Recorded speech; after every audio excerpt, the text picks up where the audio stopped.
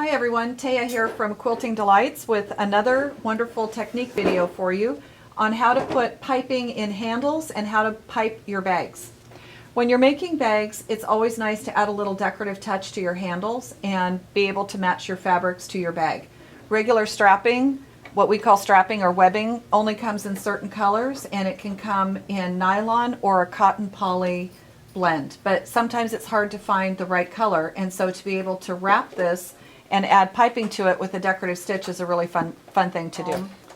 One of the things you want to know about bag construction, especially if you're working with a heavy stabilizer like Annie's foam or a headliner foam, is that these seams tend not to want to turn very easily because of the bulk.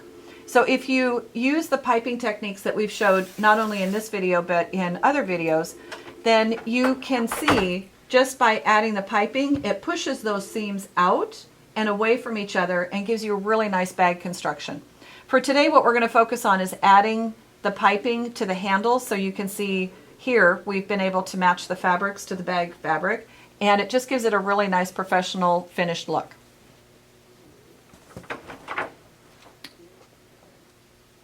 So to make the piping, we're going to start by using a number 23 foot on our Bernina. And I'm going to keep the cording a little bit longer, and I'm going to grab it and put it underneath my foot. There's a channel that runs down the center. My piping strip is 1 inch wide, and my cording is number 16 rope or twine. It's somewhere between a 1/16 of an inch and an 1/8 of an inch thick. A little bit heavier than the twine you would use to wrap your roast with when you're cooking. But it's a cotton poly, so it's a really nice weight and a really nice thickness. So I'm just going to grab my piping cording with my tweezers, set that in place, and then I'm going to position my needle 3 positions to the right of center. And whether you're sewing on the right or the left, actually this is backwards for me. I'm right-handed, so I like to have my raw edges to the left when I'm sewing. So again, I'm just going to use my tweezers to grab that and put it underneath, and then position my foot on the piping, and I'm going to go 3 positions to the left, and I'm going to start sewing that piping.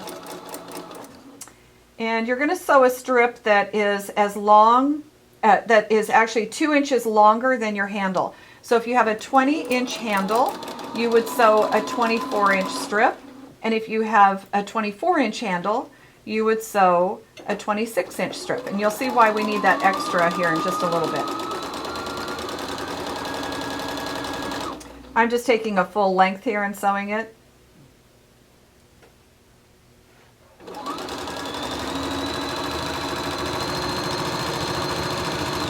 You can check on our website, quiltingdelights.com, and we've got all of the technique PDFs available for you to download and print, so that you have all the information, and you can just come to our YouTube channel and check it out when you have time. If you are interested in getting more of our YouTube channel videos and techniques, just subscribe while you're there, and if you ring the bell, it'll automatically notify you when we post the next video.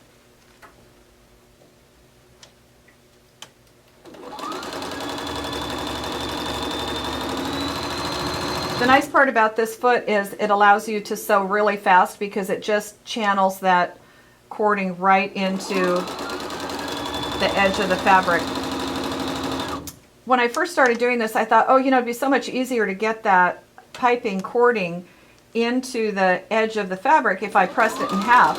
But then all it did was create a crease, which I didn't like. So this foot and this size cording are perfect together, and they will do a great job for you. Cutting is really important on your fabrics. If you like working with stripes, you might consider cutting your striped fabric on the bias so that it rolls like a candy cane on the edge, just like we showed you on this other bag. Okay, so I'm done here. And now I'm going to show you, we're going to trim this with our scissors. And I'm going to take it over to my cutting mat and I'm going to trim it with my piping ruler. We'll show you that next, and then I'll show you how to add it to the handle. One of the best tools ever invented was the Groovin Piping Trimming Tool by Susan Cleveland of Pieces Be With You. And the great thing about this tool is it has a groove built into the back side with a 1/4 inch seam on one side and a groove in the back side with a 5/8 inch seam on the other. So whether you're doing piping for pillows or you're doing piping for quilting or other projects like this handle, they're already built in and it's super fast. So all we're going to do is just line up our piping that we've sewn in the groove and cut, slide, and cut. Here we are. We've made our piping and we're going to add it to the covering that goes over the webbing or the strap that we're putting on our bag. We're going to start out with a 2 3/4 inch piece of fabric to wrap the strapping with, and our piping that we've made. Hopefully all your threads are cleaned up. Always want to stay tidy if you can. So I'll just pull that one out of there.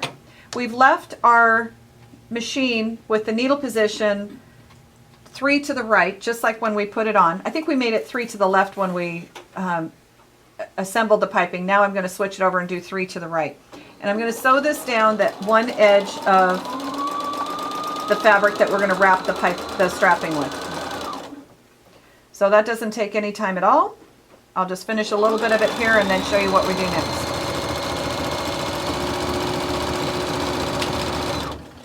Again, because we have this really great channel down the middle of the number 23 foot, it just grabs the piping and places it exactly where it needs to go.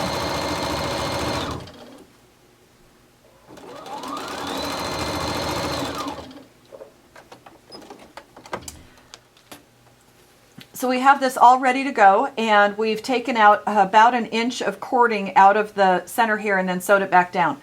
You're going to start with at least 1 inch of fabric off the edge of your strapping, because we want to be able to roll this over and tuck it under, and you don't want to tuck under the entire bulk of this. So we're going to start with that fabric about 1 inch off the end. And it doesn't matter if it has selvage in it or not. This has selvage. I didn't cut it off, so I'm just going to leave that. We're going to start here, and this is a 2 3/4 inch strip of fabric that wraps the handle, and then our piping is on one edge. So you're going to start by laying your strapping in with about 1/4 inch of strapping still showing. Just tightly hold this around, and it still looks funny. It's not quite done yet, because the trick is you have to take this piping and tuck it underneath. You're just literally going to pick it up and tuck it underneath, and it's going to lay just like that.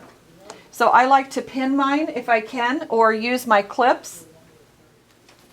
So we've rolled this edge in. So all you do is you wrap it around and then you roll this edge in, and then you're going to take your clips from the quilting tool shed, and we're going to literally just line them up down the center here. So you can do this easily by going a little bit ahead of yourself and then lining the clip up right over the edge of the piping. So the edge of that clip is going to grab the edge of the piping. So we're going to wrap that around, and then we're going to clip it. Okay? So then, once you've got that whole thing done, you're going to put it back in your machine, back in your sewing machine. And the trick with this foot and this technique is all about where your needle position is. It's always all about where your needle position is. Now I have white thread here just because I want to show you how important it is to get that needle position correct. And the other thing I want to do is when you start, you want to make sure that that piping is flat. So now I'm going to take this, and instead of my needle position being 3 to the right, I'm going to go 2 to the left. And you can see that it's going to stitch right down the edge of the piping.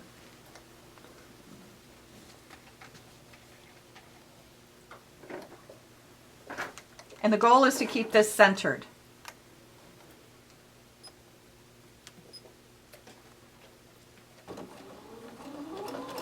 And actually, I double checked it, and I like it with the needle position 1 to the right so that it's just on the piping.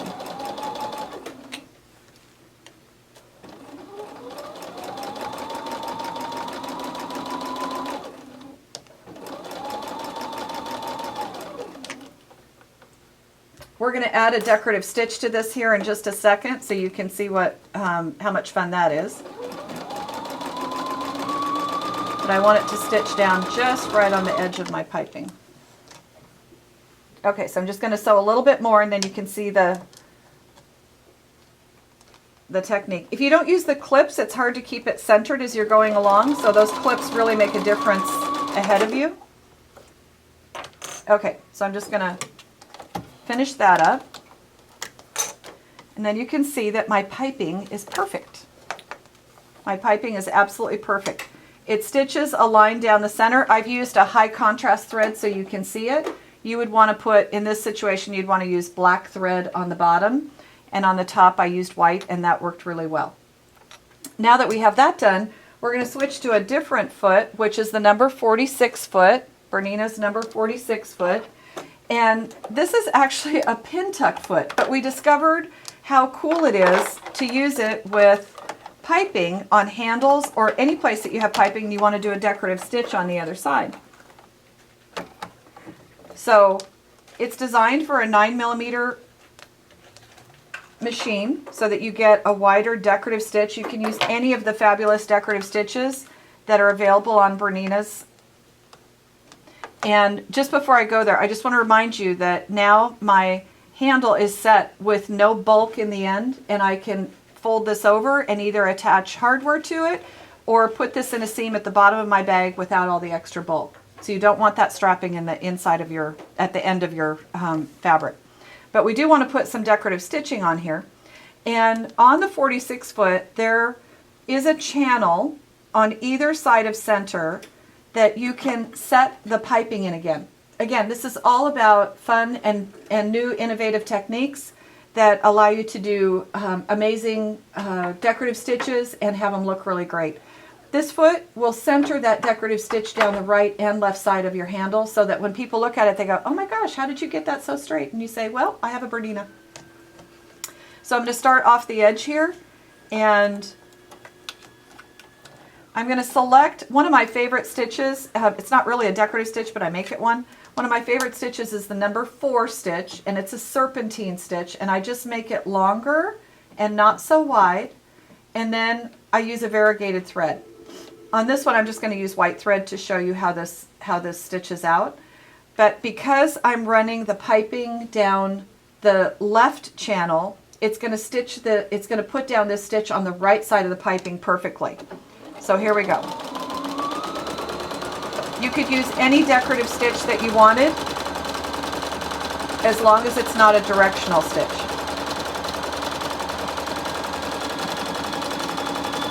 And so you can see it coming out of the machine just beautiful. And I'm going to show you. One of the important things about sewing decorative stitches is sewing them in the same direction. So in other words, you wouldn't get to the end of this and then flip it over and sew it the other direction. We're literally just going to leave our foot in, and now we're going to switch to the channel on the other side of the foot, and we're going to sew that same stitch down the other side of the handle. The beauty of it is, because you're putting the piping in the channel on either side, it's going to stitch it evenly and perfectly on both sides of your piping.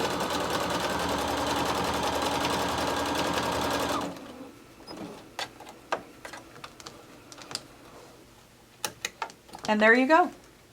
It's a beautiful way to dress up a bag with piping and decorative stitching using the number 23 foot and the number 46 foot and just a little bit of cording and beautiful fabric. Remember to subscribe to our YouTube channel, and if you ring the bell, we'll give you notifications when our next videos come out. Thanks for watching.